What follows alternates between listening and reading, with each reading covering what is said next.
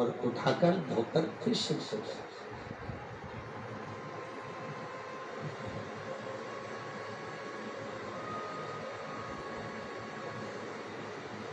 केवल एक बार ही नहीं, 1000 बार भी अगर उस बेलपत्र को धोकर वापिस शिव को समर्पित करा जाता तो भी शिव उसको स्वीकार कर।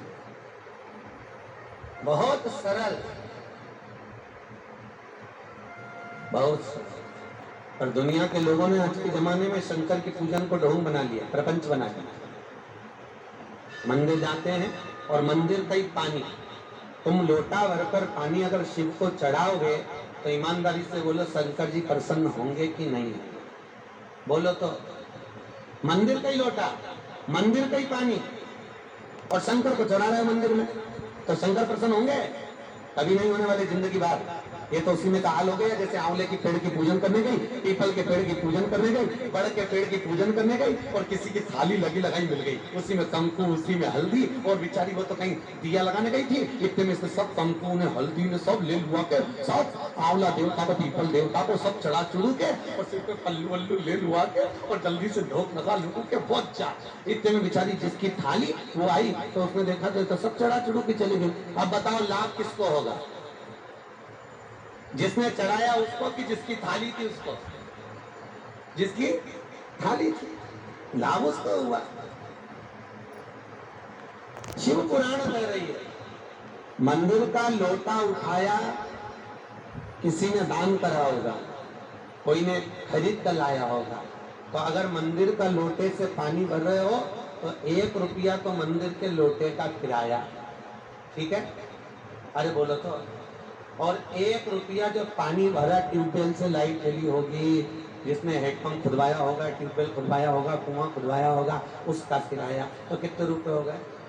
2 रुपए पहले वहां शंकर जी के पास रखो, इसके बाद में फिर शंकर भगवान को फिर जल समर्पित करो। हमारे उपाध्याय जी ने 1 बेलपत्र उठाई, हमने कहा 1 बेलपत्र उठाइए तो इसका भेंट भी तो समर्पित करना पड़ेगा, तो हमने उपाध्याय जी इसका श्रीफल लो, उस पर भेंट धरो, शंकर जी को समर्पित करो, क्योंकि दादा हर किसी का माल उठाकर ले जाना कठिनता की बात है, उठाया है तो समर्पण की किराया सब में सवाल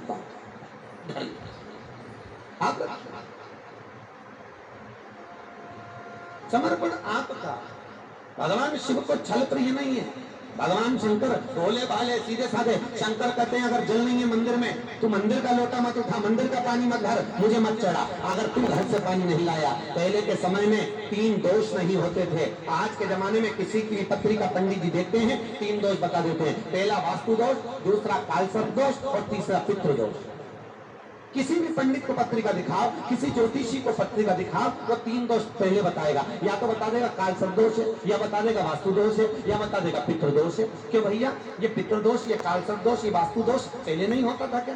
पहले के जमाने में बुजुर्ग लोग ये नहीं देखते थे कि बिल्डिंग में बाथरूम कहाँ बनाना है, वॉशरूम कहाँ बनाना है, किस जगह पर चौका बनाना है, किस जगह पर हॉल बनाना है, किस जगह कमरा बनाना है। हमारे बुजुर्ग एक काम करते थे, उनके मन में आता था यहाँ पर रसोई घर बना दो, यहाँ कमरा बना दो, यहाँ पर वॉशरूम बना दो, यहाँ पर ये चौका बना दो। उनका मन, बुजुर्गों का मन होता था, वो जहाँ बनवा देते थे। और बुजुर्ग कहीं पर भी बनवा दें, उसके बाद भी बुजुर्गों के पास इतना धन हुआ करता था कि चांदी और सोने के तो बर्तन हुआ करते थे। क्यों भैया?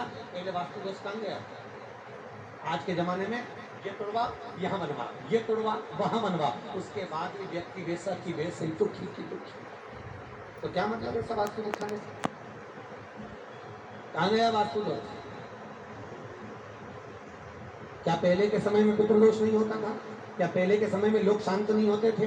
क्या लोग पहले के समय में जाते नहीं थे तो दोष नहीं होता था? क्या वो भी दोष होता था, पितृदोष भी होता था, सारे दोष होते थे।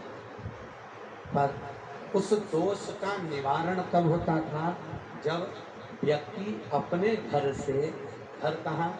घर के अंदर रसोई घर, और रसोई घर के अंदर पानी का मटका, हंडा, उस हंडे में से, उस कुंडी में से, उस मटके में से 1 लोटा पानी लेते थे माताएं, और पानी लेकर सिर पे पल्लू डालकर पूरे घर में से लेकर बाहर निकलकर शंकर जी के मंदिर में ले जाकर जब डालती थी तो परिंदे में से पानी लेती थी, मटके में से पानी लेती थी, हंडे में से पानी लेती थी, तो हंडे का पानी ले जा रही है तो पितृ दोष समाप्त हो जाता था। घर में से लेकर जाती थी तो पूरे घर का वास्तु दोष समाप्त हो जाता था, और वास्तु के देव शिव को समर्पित करती थी तो 2 दोष अपने आप समर्पित हो जाते थे। तो ये दोनों दोष होते ही नहीं।